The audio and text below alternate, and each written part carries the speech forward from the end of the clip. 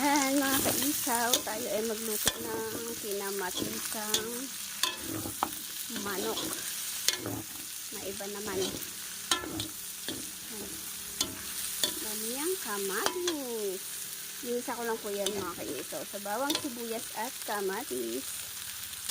Mga kaisaw. Lagyan ko na siya ng patis. Basa.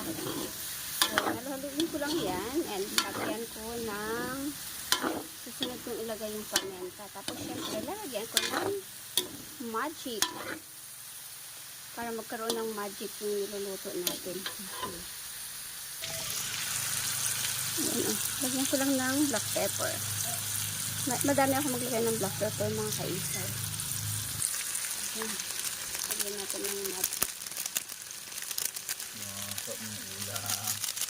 Siyempre, pag nagtatrabaho at napapagod, nagluto ng ulam para hindi mapagod.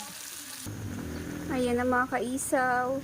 Nilagyan ko na siya ng black pepper, magic, at nilagay ko na rin yung Knorr cubes. Dagdagan natin ngayon ng tubig. Yan.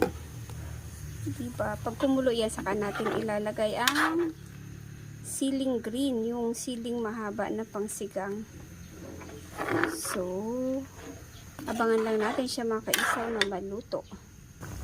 Ayan mga kaisaw, kumukulo-kulo na ang aking kinamatisang manok at ngayon lagyan ko na siya ng siling haba. So, antayin ko siyang maluto dyan. Patuyuin ko lang ng konti.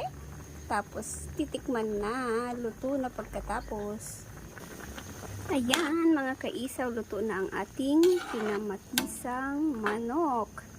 So, yummy naman. Kain na naman tayo mga kaisaw. Taob na naman ang ating rice cooker nito. And thank you for watching mga kaisaw. Don't forget po na i-share ang aking mga videos. And paki-like and follow naman po. At wag na wag niyo pong i-skip ang aking mga ads.